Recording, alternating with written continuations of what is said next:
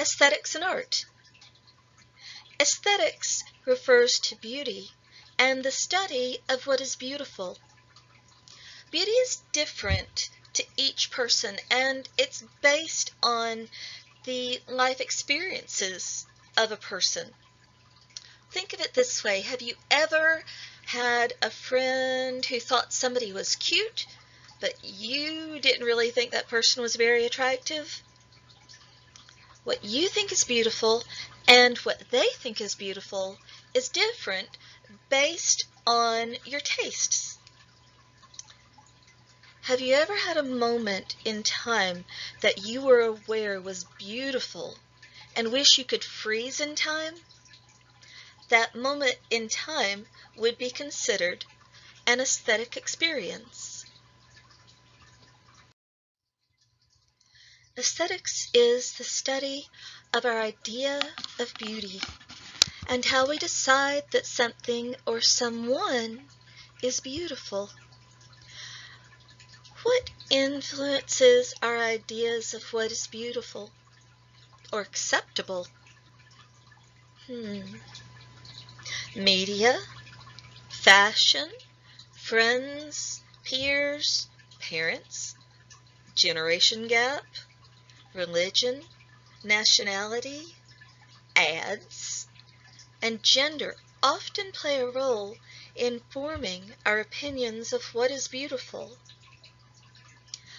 Our idea of what is aesthetically pleasing is most likely not the same as someone from another culture. Aesthetics is important to art because how you see beauty will affect what artwork you prefer. It will be the lens you see your world through and will determine which team you choose to be on when you critique an artwork and find your personal art preferences.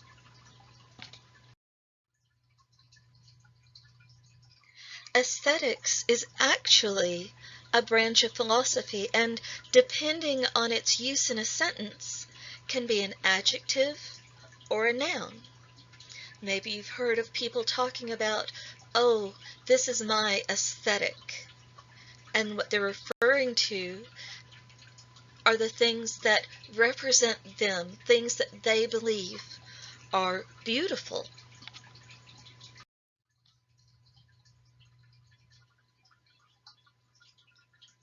Your own ideas about beauty will determine what you think is good art. Compare and contrast these two artworks. One was created as a piece of art, and the other was created as a grave marker and would not have been considered art during the time period it was made. Do they successfully use the elements and principles of design? What aesthetic viewpoint does each represent? Are they the same aesthetic viewpoint? Can the grave marker be considered art if the maker didn't intend it to be seen as art?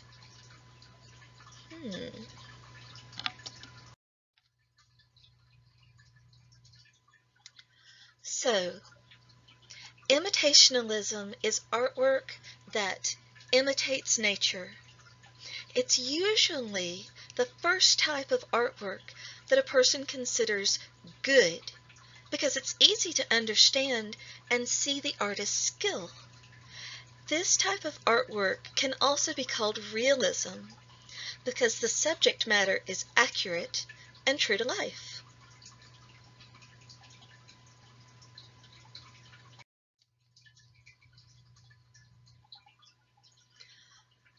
Formalism is the aesthetic theory that represents an emphasis on the elements of art and principles of design.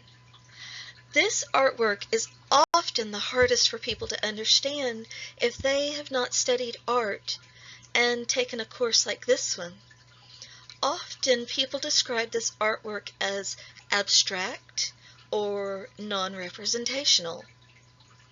An abstract artwork occurs when the artist takes a subject matter, for example, a landscape, and exaggerate, simplify, or change the colors from realism to a greater emphasis on the elements. A non-representational artwork was created by an artist who did not have a subject matter in their mind when they started.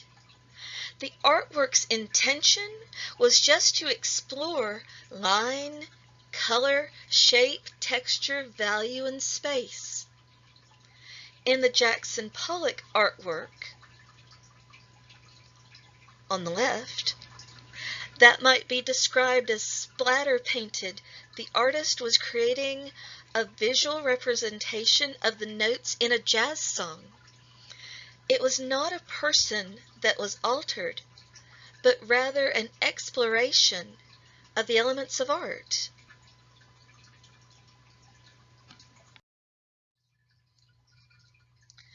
Emotionalism represents artwork that presents a strong communication of feelings, moods, or ideas from the viewer. It will tell a story or make people feel something. It shows great feelings.